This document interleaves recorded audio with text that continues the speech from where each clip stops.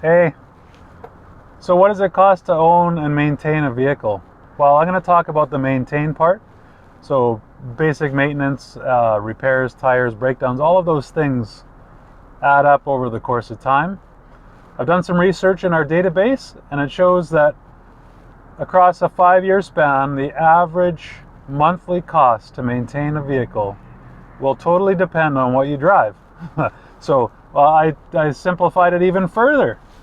So an average family vehicle, 10 years old, will run you about $165 a month.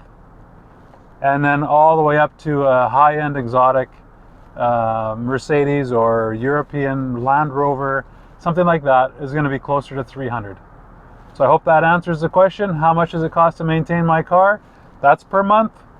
That's the budget. Imagine when you're faced with a repair bill and you're prepared for it. Talk to you soon.